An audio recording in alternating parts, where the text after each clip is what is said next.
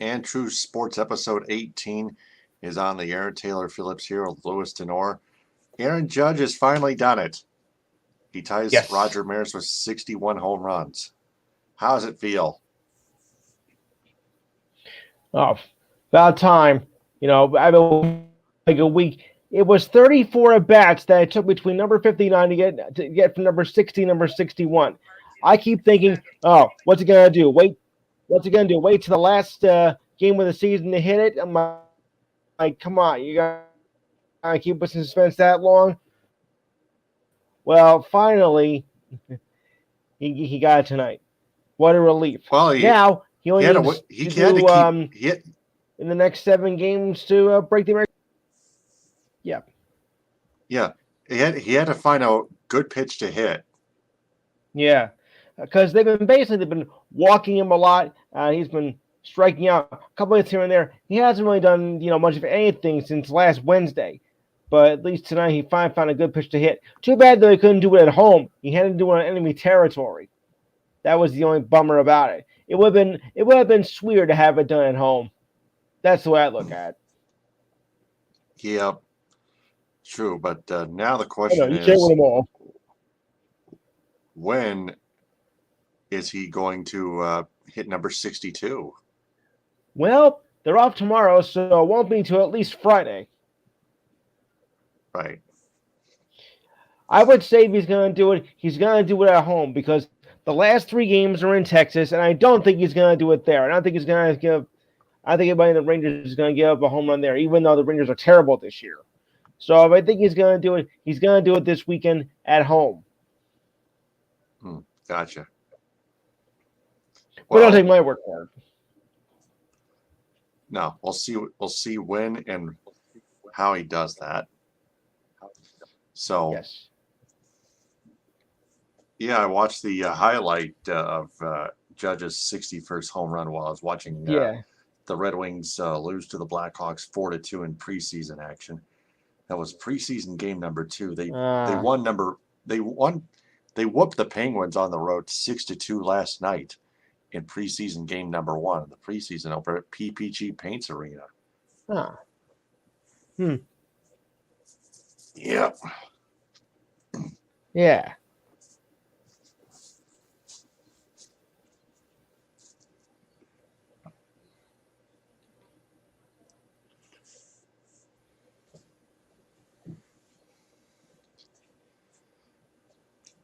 Yeah, Anna Murray scored 2 goals for Detroit tonight, but last night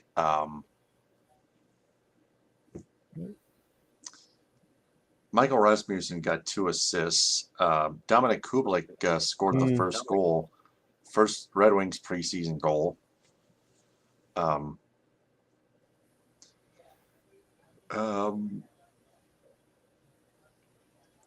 Philip Zadina also got a goal and assist. Elmer Soderblom got a goal, and so did newcomer from the Boston Bruins, Steve Kampfer, for Detroit. All last night.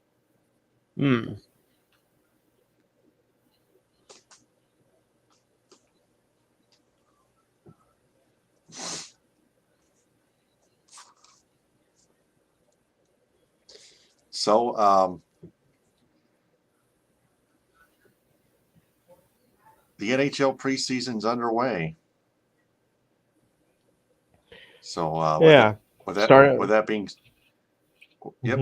said, that will be included in your True Sports report tonight, Louis. So take it away. Absolutely.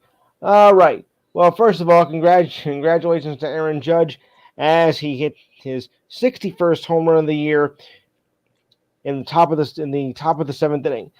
The amazing thing is that it took Maris the final game of the 61 season to hit number 61, while it took Judge to the 155th game of the season to tie the 61st home run record of the year, which most baseball purists would agree that is the actual record, not this 70 by McGuire, 73 by Bonds or whatnot. This was the real legitimate record as far as we know, because for all we know that well, Judge hasn't pulled any tactics, as I like to say. And for you people of the younger generation, I think we all know what that means, right? Right. Yeah.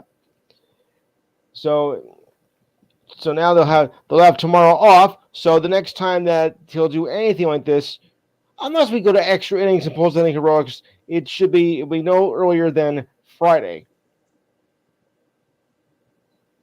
And like I said, if he's gonna do it, he's gonna do it at home. I don't see him giving up anything. The Rangers going on to him at on the road trip, which is the final road trip next Monday. The season ends next Wednesday, people. Keep that in mind. The regular season will end then. Okay, so we'll go to the scoreboard here. In the bottom of the eighth, the Rays and the Guardians are tied at 1. 1 out at first, nobody on. Adam is pitching and Mata is batting. Moving forward. Moving over here. Okay. Going into the bottom of the ninth, the Braves and Nationals tie at 2. Garcia, Vargas, and Call are up. Let's see if he makes the call. Oh. Top of the eighth, the Yankees still lead the Blue Jays 6-3. 2 outs. Going to the top of the eighth.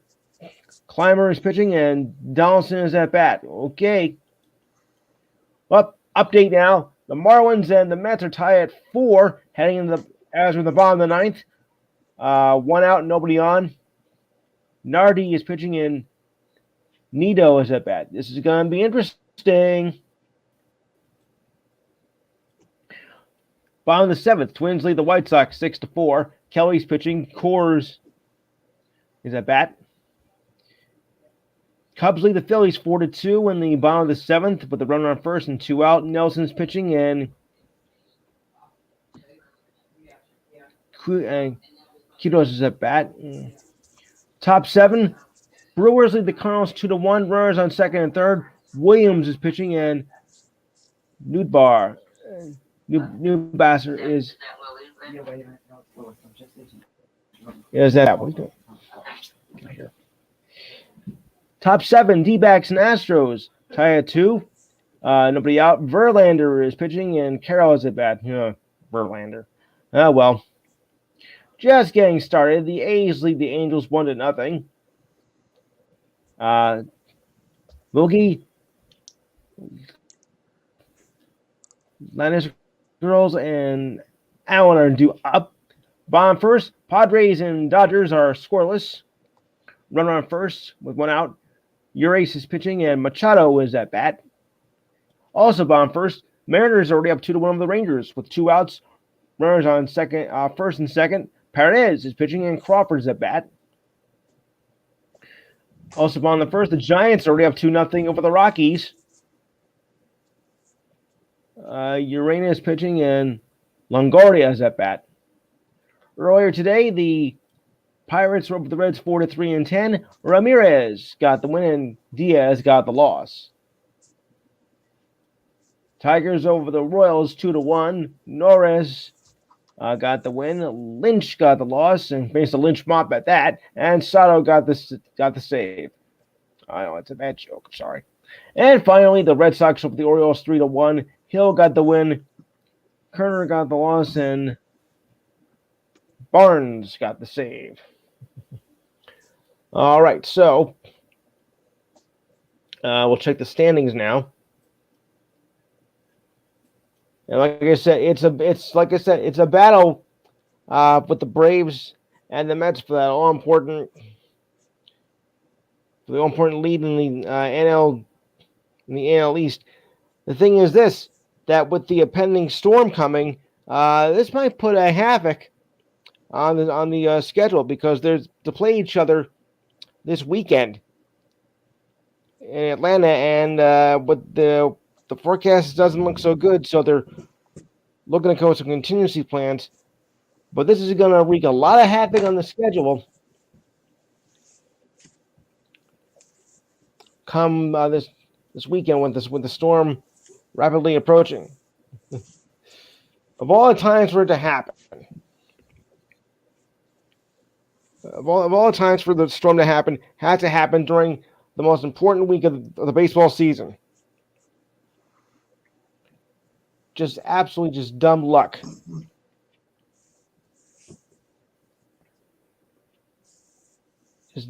Just bad timing overall. And that puts a damper on for us baseball fans. Doing so.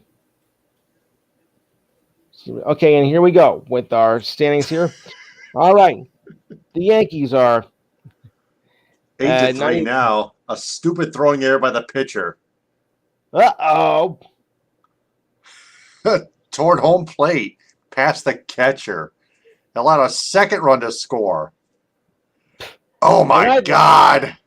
And I thought what happened earlier this week with a lot of balking going on in baseball. I thought that was.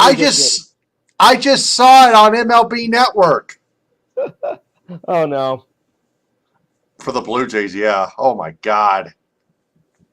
I don't call them the goofy Blue Jays for nothing, All right, Yankees are 95-68. Have an 8.5 game lead over the goofy Blue Jays at 87 and 85, 95-59. Excuse me. Blue Jays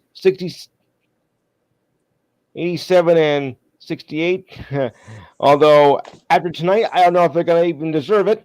Oh, Rays 85 and 69, 10 back, a full 10. Orioles still in there, 80 and 75, 18.5 back, still in contention, although slipping rather quickly. And the Dead Sox 74 and 81, 21.5 back. Forget it, you're going nowhere. All right, to the Central. The Guardians 85 and 68 have a 10-game lead over the White Sox at 76 and 78. The Twins are at 76 and 79, 11 back. Further down the list at 23.5 back are the Royals at 63 and 92. And at 62 and 82. And at 62 and 82 is your Detroit Tigers at 24 back. Gee, I wish I had better news, but I don't. Astros, or as I can say, the Cheaters, lead the West, of course, at 102 and 53. Have an 18-game lead over the Mariners at 83 and 76. Further down the list, the Angels at 68 and 86, 33.5 back. Ugh, yuck. Rangers 66 and 87, 35.5 back. And this has to be probably very embarrassing as the A's, who have been out since, I think, May 1st, 56 and 98, 45.5 back. Wow. Over 42 games below 500, the Oakland Athletics. Yeah, 45.5 back out of first. Oh my God. Wow. Can you say pathetic, boys and girls? Yes, you can. Yeah. My God. Yeah. I mean, there are years when you're awful, and there are years when you are just pathetic. Wow. Remember, folks, I did not make this stuff up. Okay. It's out because it's all out there. Yeah. What a shame. Okay, to the National League, or was it called the Senior Circuit? The Mets and the Braves, 97-58. Phillies are 13 out at 83 and 70. The Marlins 32.5 back at 64 and 90, and the Nationals 53 and 101, 43.5 back. Yuck. Now that's bad too. To the Central. The Cardinals 90 and 65, a 7.5 game lead with the Brewers at 82 and 72. All the rest are eliminated as the Cubs are 68 and 86, 21.5 back. The Reds 60 and 96, 30.5 back. And the Padres are 59, 97, 31.5 back. Over to the West, the Dodgers are 106 and 48, and clinch the division. 20 back are the Padres at 85 and 68. The Giants 76 and 78, pretty much out of it. Also, that's 30 back. The D-backs 71 and 84, 35 and a half back, and the Rockies, who are facing probably a Rocky Mountain low at 65 and 89, 41 back. A Rocky Mountain low. Yeah, well, you get the idea. Because you certainly can't be in a high if you're losing. Yeah. Pretty much it's over, though, when you're 40 back and, it's at that point, you probably just can't wait for the season to be over. I mean, because let's face it, you suck. You're 40 back. You haven't made contention probably since like mid-June. And, now you're just, concentrating, waiting for the season to be at long last over. All right, so tomorrow's schedule goes like this. And it's a shorter day because it's Thursday. All right, so at 1:10, the White Sox take on the Twins. The Royals take on the Tigers. 1:35, the Orioles take on the Red Sox. 2:20, Phillies take on the Cubs. All the rest are night games. The Rays take on the Gargoyles at 6:10. You call them the Guardians. The Marlins take on the Brewers at 7:40. The A's take on the Angels at 9:38. 9:40 games are the Dodgers and the Padres. The Rangers take on the Mariners. And at 9:45, the Rockies take on the Giants. All right. Well, good luck with that one, bub. All right, so we'll take on. I think we'll go down to the football statistics because now that we're in like week 4 of the season, I thought maybe we'd bring down the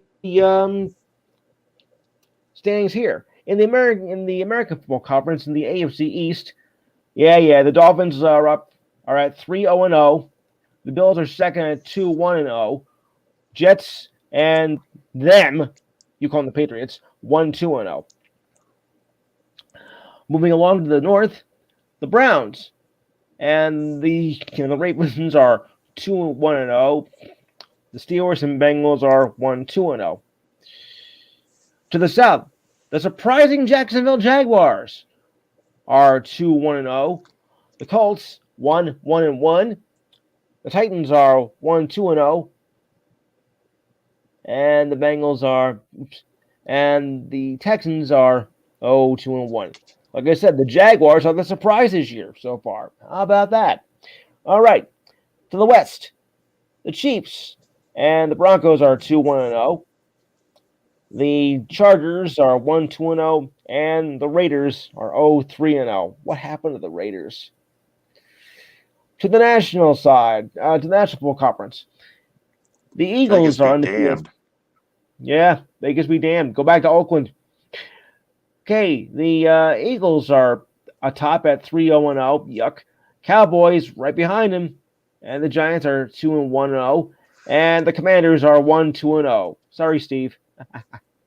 Okay, to the north, Vikings and the Packers are both actually three-way tie between the Vikings, the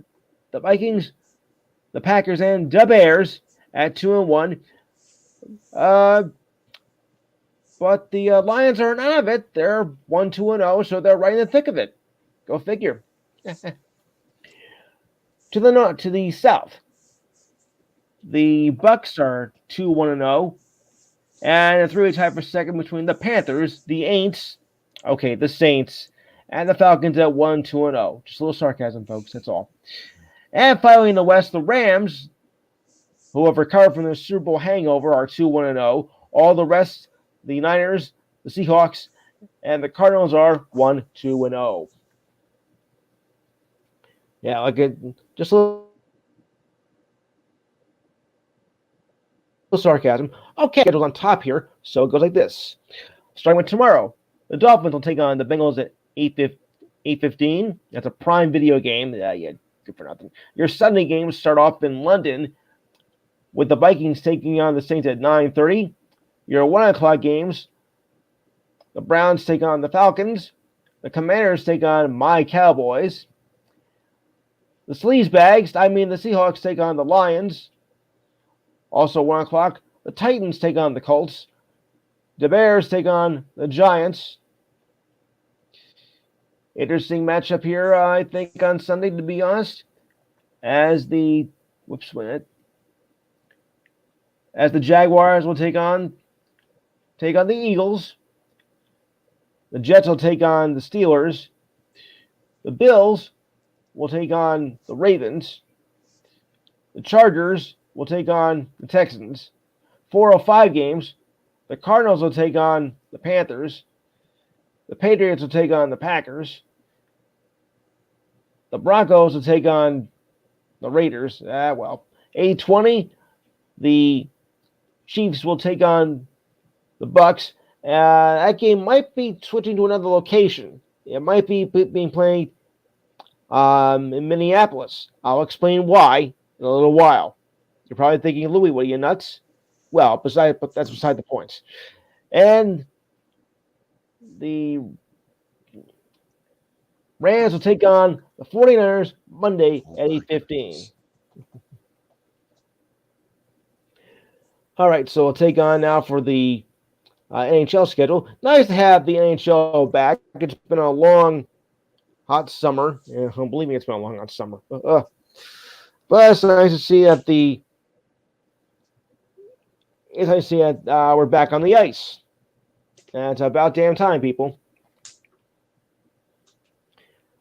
It's been about close to about 100 days, I think.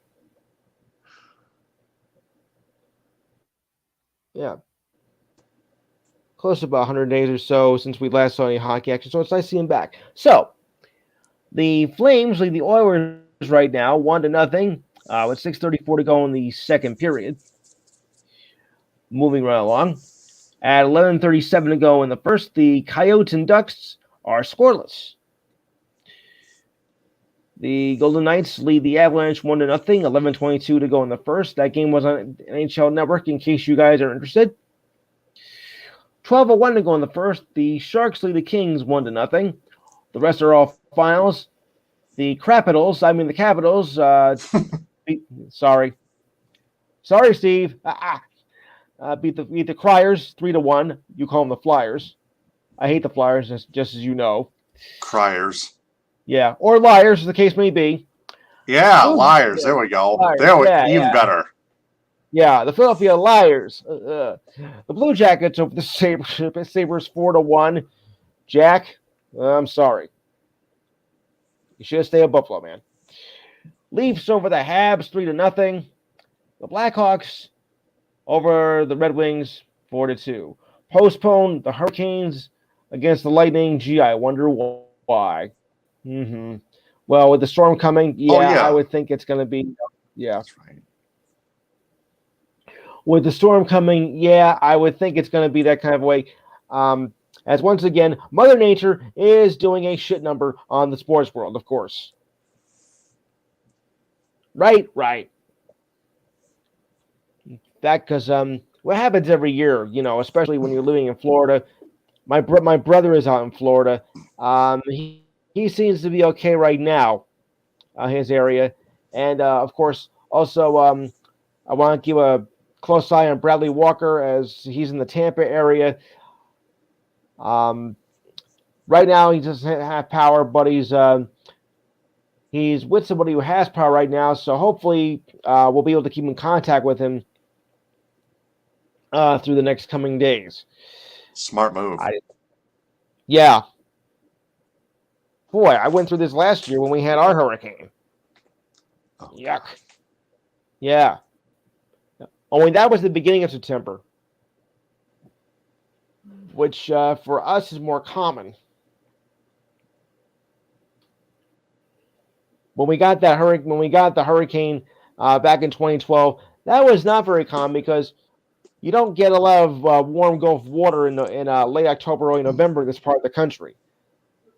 But that knocked us for a little bit of a loop. Yeah, I'll say.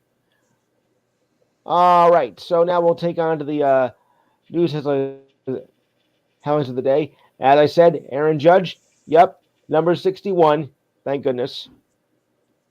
And now he'll try to get number 62 on Friday night. So we're looking. So Bottom of the ninth inning, I'll be. 8-3 Yankees. Aroldis Chapman trying to close it out in a non-safe Ah, situation. I hate Chapman. I hate Chapman. Everybody has an Achilles heel on the team, and unfortunately, he's ours. That's all I can say about that. He's the Achilles heel on the Yankees team.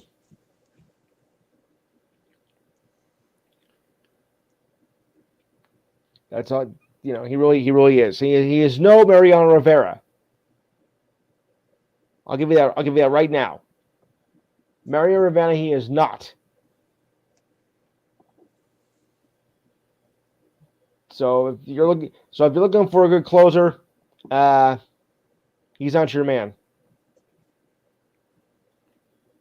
Yeah. By the way, I also want to give a special condolence to Betty Cantley, whose sister had passed away last week at the age of 52. Sorry to hear that. Yeah. Yeah, I believe it was Can't. Same age as I am.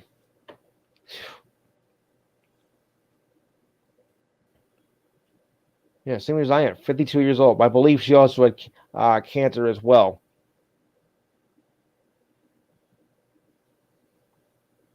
At the end, and of course, the COVID bug is still going around. And unfortunately, last week, yes, I caught it. Sorry about So you. I was pretty. Glad I'm you're feeling okay. I better, mean, though. thank you. I didn't get anything really severe, because I am vaccinated. But still, there was a lot going around the family and whatnot. But I was able to recover really in like 3 days. Okay, so for you Chargers fans, well, that's a bad news. Joey Bosa goes on the injured list today. He suffered a groin tear in the first quarter in the loss to the surprising Jaguars. The four-time Pro Bowl will undergo surgery, but head coach Brandon Stanley said the ruling has not been ruled out for his return later in the season. Go figure that out. It'll be a while, Stanley said, but we do expect him back. He is optimistic and ready to attack. He's in a real good frame of mind. It's never easy, though, when dealing with such an issue like that. No kidding. Bosa had 1.5 sacks in 3 games this season, nearly 60 in his 7 years in the league altogether. Okay, if you want exact numbers, 59.5. Okay? Sheesh. Always want to be exact. Yeah.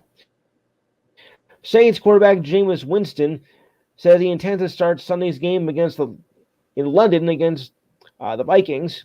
Winston said held practice from the London facility today, but should be back at practice tomorrow. Well, that's the idea. The Saints told Winston that he was not practicing and said it was not my choice. Winston said. Not your choice, huh? That's a new one. To continue on. Yeah. I am preparing every week, preparing to play. He did not have a practice designation today after being limited for the past 2 weeks with knee and ankle injuries. Really, it's more about trying to rest and making sure he's healthy, says Saint coach Dennis Allen, as he told reporters after practice. Backup quarterback Andy Dalton took over the snaps in Winston's absence, just as he did when Winston suffered a foot injury in the preseason as well. So he's in good hands, sort of. But a foot sprain.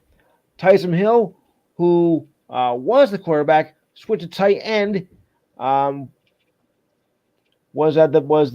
the backup snaps. Okay, moving right along. Now, as I mentioned, with the hurricane approaching, If Tampa is unable to host Sunday night's game due to the impending Hurricane Ian, Minneapolis will serve as the site for Sunday's game. That's said by Executive Vice President Jeff Miller. For now, the game was still to be held in Tampa as planned. However, the Bucs have evacuated the Tampa Bay area because of the effects of the hurricane, the landfall. U.S. Bank Stadium is available because the Vikings are playing in London against the Saints on Sunday. Miller did not offer a timetable for a decision, but pledged that the league will not do anything to negatively impact public safety efforts in the infected areas. He said if the game were to be moved, it would be played on Sunday night rather than wait a few days. Smart move. This was the only backup contingency plan that the NFL had in place. The Bucs relocated family, staff, and players to the South Florida area where the Dolphins play. Bucs coach Todd Bowles said that Tampa remains the team's choice, but we have no control of outside forces either. No, you don't. Chiefs coach Andy Reid said, we'll be ready to play Sunday regardless of where the game is played. All right. Hey, Jets fans, I got some news for you, and you might like this. There may be some good news here as quarterback Zach Wilson has been medically cleared to play and will start against the Steelers on Sunday, unless something else goes wrong. Wilson, who was limited in practice the last 2 weeks, is expected to take a full load of practice reps as he prepares for return in a road game Sunday against the Steelers. Sally wants to be optimistic. This should be the outcome pending confirmation from Wilson's doctors, who is based in Los Angeles. Salas said Wilson will start Sunday's game, assuming he makes it through the week's practice sessions. The former BYU standout was drafted in the second round of the 2021 draft, tore his meniscus on a non-contact play in preseason in August, and underwent arthroscopic surgery in his right knee in Los Angeles. Originally, Wilson would be out 2 to 4 weeks, but on September 7th, it was announced that Wilson could be able to return by week 4. The Jets were 1-2 in Wilson's absence. Joe Wacko Flacco taking over in week 2 with a comeback win over the Browns. Unfortunately, he didn't do jack this week. Last week, that is. All right. Well, more wreaking havoc with Hurricane Ian as MLB is considering contingency plans for this weekend's Mets-Braves series as Ian bears down on Florida's Gulf Coast. The rapidly intensifying hurricane was due to make landfall in Florida this morning, as it has already, while areas of Georgia are expected to see flooding, rains, and coastal surge into Saturday. The governor of Georgia, Brian Kemp, declared a state of emergency and ordered 500 National Guard troops on standby to respond if needed. With the 3-game series to be played at Trust Park in Atlanta and could decide who wins the NL East, MLB is considering options, which they should have thought about this a little bit ahead of time. One would consider starting the series. Consider host a split doubleheader on Sunday. Both teams have tomorrow off, but MLB would not consider starting the series a day earlier, according to MLB.com. Relocating the games to neutral sites was also not a consideration. That's said by this morning by MLB.com. Mets manager Buck Showalter joked that he is on double secret probation when asked to disclose details about the talks, but told General Manager Billy Epler leading the Mets involvement in the talks. The hurricane gained strength over Florida's southwest coast this morning, with winds topping at 155 miles per hour, which is just below a Category 5 status, which is the worst on the scale of 1 to 5. A decision could have come as late as today or could come as late as Friday, as MLB plans to wait as long as possible to monitor the storm's path. Well, for those of you who are out of there, stay safe. And if those of you who are stuck in there, stay safe, and we're praying for you. Browns defensive end Myles Garrett suffered a sprained shoulder and a strained bicep from a car crash that he was involved in on Monday afternoon. General Manager Andrew Berry said that in a statement yesterday. Garrett was released the same day he entered the hospital after being treated for injuries. Berry said that Garrett cleared a concussion protocol, but his status for Sunday's game against the Falcons has not yet been decided. Currently, the focus is providing Myles with medical care needed for him to return to football activity. That's said by Berry in a statement. Although we hope to have him back soon, his availability to have him ready for Sunday remains in question. Another passenger was in the vehicle. They were not seriously hurt, and there were no drugs or alcohol that were involved in the crash. Let's get that straight right now. Now, you've seen some strange things happen in baseball tonight. Well, here's something that's even more strange. Marlins pitcher Richard Bayer had found himself in an inning to forget last night against the Mets as he made history by balking 3 straight batters. That has not happened since the dinosaur era. 1900. Bayer opened the 8th in relief with the Marlins leading 6-3, quickly retired the first 2 batters before allowing Jeff Mitchell an infield single in the 8th. With Pete Alonso at the plate, Bayer was called for a balk 3 times, which allowed Mitchell to come around to score. Words don't describe what happened on my end, he said. And he had never been called for a balk in his 7-year career. Last night he got 3. Manager Don Mattingly came sparring out of the dugout and was ejected for arguing with the officiating crew. No wonder why he's not coming back. I know I'm gone the minute I walk.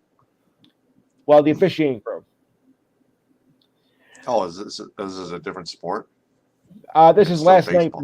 Yeah, last night. I know I'm gone the minute I walk out of the dugout, said Mattingly. It's just ridiculous. I guess you see something new every day.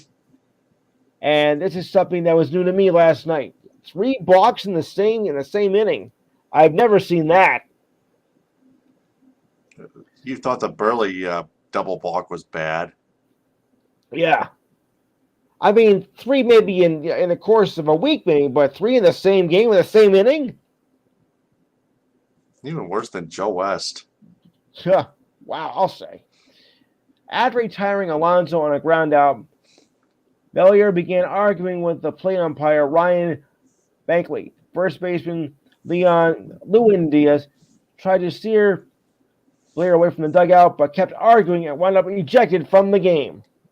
Well, serves you right. That might be my idiot of the week. The Cardinals clinched last night as they defeated the Brewers. Paul Goldschmidt was 2 for 4 with a pair of RBIs and 6 out innings from Mike Moustakas. With the talent we have, we knew as soon as we smelled blood right there and took the lead, and we knew we could run away with it. Andrew Kitzner hit a 2-run shot, ending an 0 for 22 slump. Wow. 0 for 22. Now that's a slump. 0 for 22. And the Cardinals clinched their first division title in 3 years.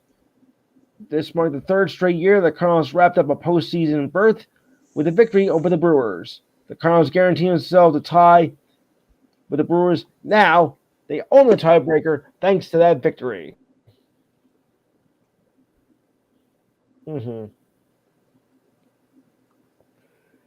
And the Yankees did secure with the win over Blue Jays last night.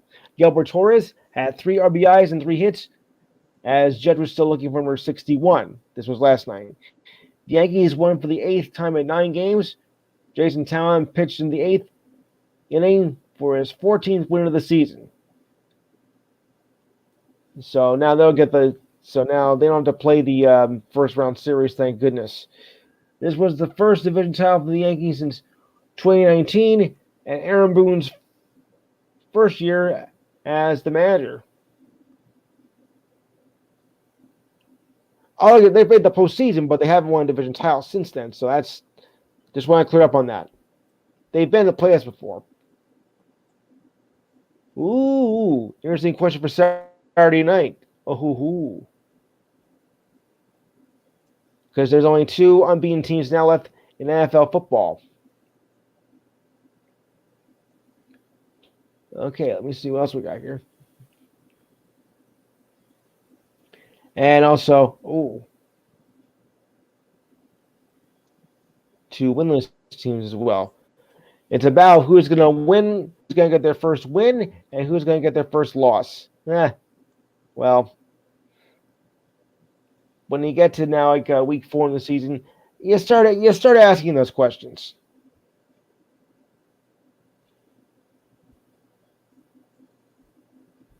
Well, I do.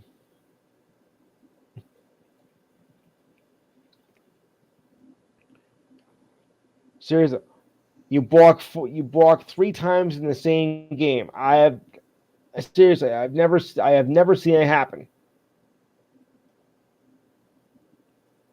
In the same inning. I may have seen it, maybe 3 times in a series, but I've never seen that, like that.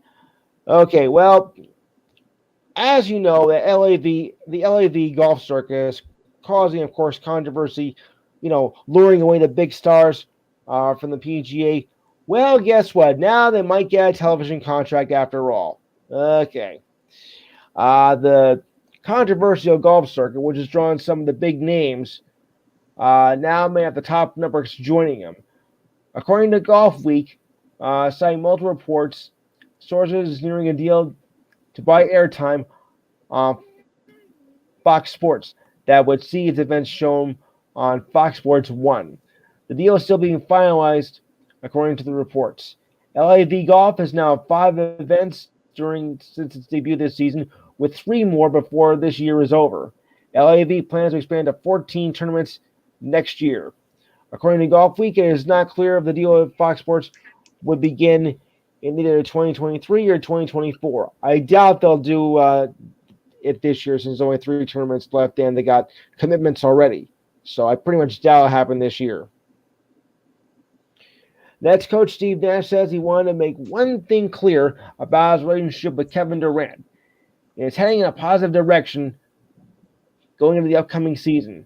The statement comes following a tumultuous summer for the organization, where Durant asked for a trade and then called on Nash and general manager Sean Marks to get fired.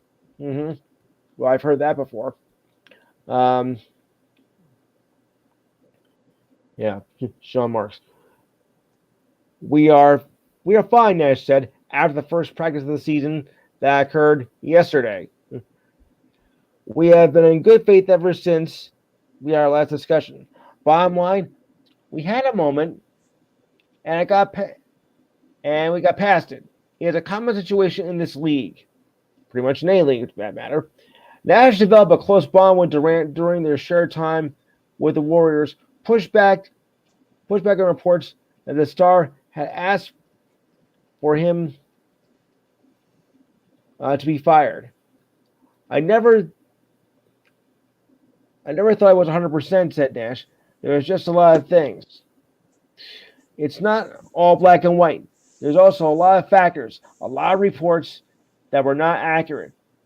So you get these fragmented versions, reports of the truth. You see things that are not the flat out truth. It happens. So I never really get caught up in all this crapola. That's my own little statement there.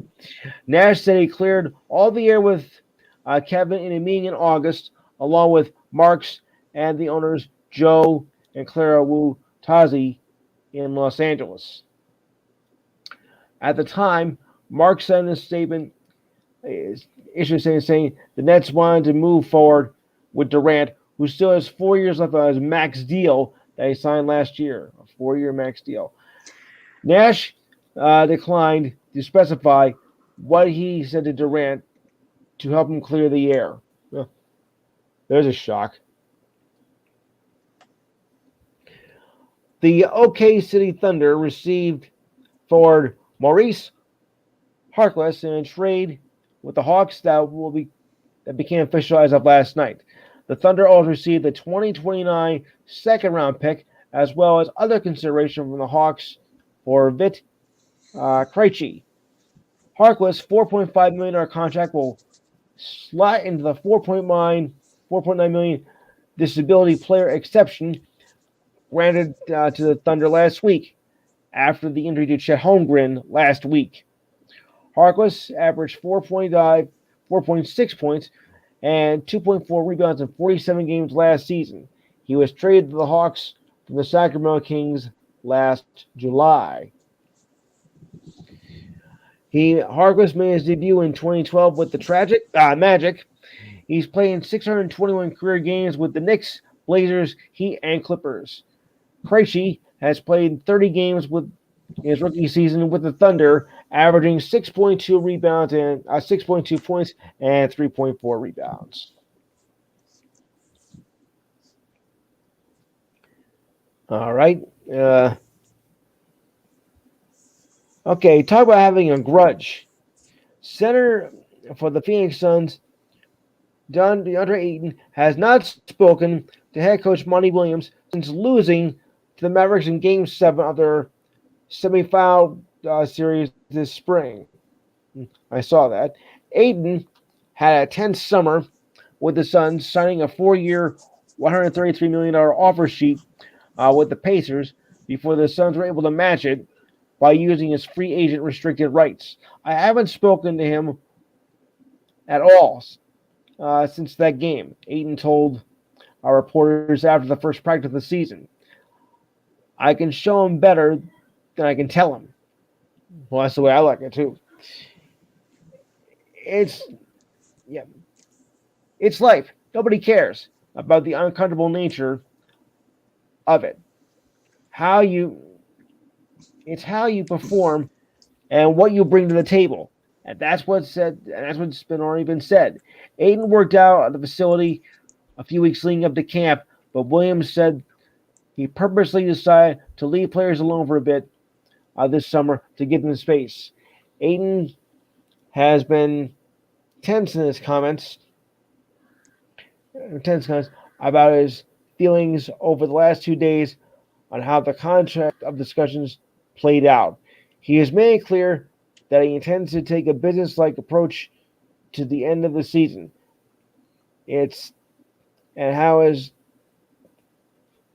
Not his more typical joyful attitude, which he seems to have. But this one, I think the bubble burst.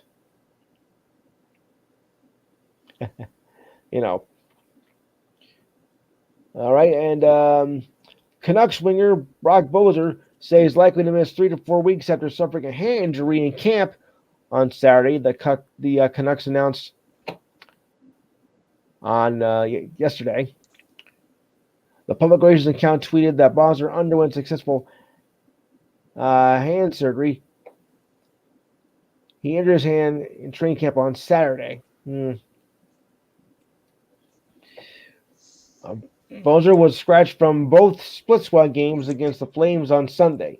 Recovery time means he will probably miss the remainder of the preseason and possibly the first games of the regular season, but only possibly. That has not been determined yet. A three-week absence means he may be able to return for the season opener against the Oilers or the next game against the Flyers, or the Flyers, the case may be. A 4-week absence means Bosner returning on their 5-game road trip before opening a home against the Sabres on the 22nd. Bosner is a 4-time 20-goal scorer who signed a 3-year extension in July worth about $6.6 million per year. Wow, it's a lot. $6.6 million a year. It's yeah. With rings of championship banners hanging above a couple of surefire Hall of Fame teammates present in the gym with him in a roster. Wait a second. It cost Lakers $175 million. Anthony Davis, a statement on the upcoming season almost sounded unthinkable. We are treating this season as if we have a chip on our shoulder. Well, from last season, yeah, I think you would have a chip on your shoulder from the season you had last year. We are the underdogs, Davis told ESPN during Lakers Media Day. It's obvious that the world is looking at us to see what we will do. But they're not talking about us, and that's fine. I'd rather be under the radar anyway. The Lakers underdogs with this team, yeah, that's a bit of a stretch. No, not really. Just however, the declaration of Davis only served to underscore just how bad last season actually was for them, as they were the odds-on favorite to win the championship, but failed to qualify to make the postseason and did not even make the play-in tournament. Davis missed half the season with knee and ankle injuries. LeBron missed 26 games, and Russell Westbrook did not have the season he thought he was going to have in his first season as a member of the Lakers. I was expecting better too from him, and he didn't get jack. The Lakers were also 22nd from three-point shooting, and to top that off, Coach Frank Vogel, who was fired less than 2 years for winning the championship, the first since 2010, was fired. David vowed to get the Lakers back on winning track by approaching this season as he did back in the 2019-20 season, and said he felt like he had something to prove after not experiencing enough success with the Pelicans. Which I don't know how they're going to do this year either, but still. Be more aggressive, he told ESPN. I've started getting in my own head last year. I don't think a lot of people knew that. Just knowing how much better I could have been. And they could have been a lot better too.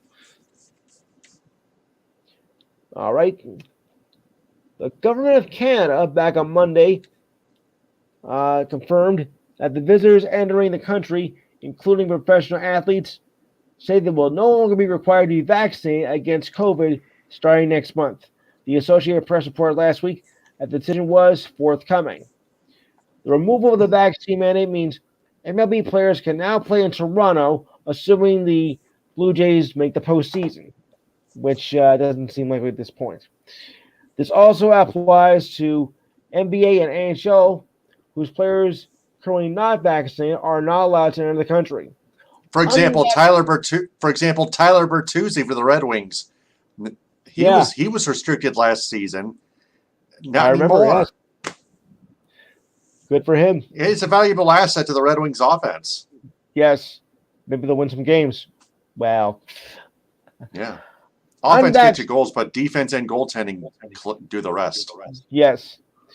Unvaccinated foreign travelers who enter Canada are allowed to enter the country are subject to mandatory testing 2 weeks upon arrival. Canada also says that as of Saturday, it will no longer require people to wear a mask on planes to guard against the virus. Ouch. 14 days after that. 2 weeks, yeah. Yeah, I know. Still 2 weeks. Well. Yeah. And for you NASCAR people, Jimmy Johnson is not going to be racing full-time anymore, as he now focuses on becoming a family man. He figures he will do more than 10 bucket list events, but he also said that he don't know what those events will be.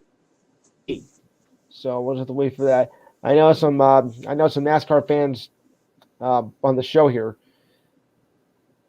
He is starting to get up there now, and he is becoming a family man. So I see the point that he wants to slow down on that. But the racing world won't be the same. You know what he's stepping down. So we'll just wait and see what's going to happen for next year as he makes alternate plans for his racing career.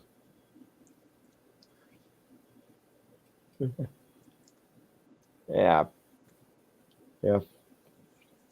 So another great one is hanging it up.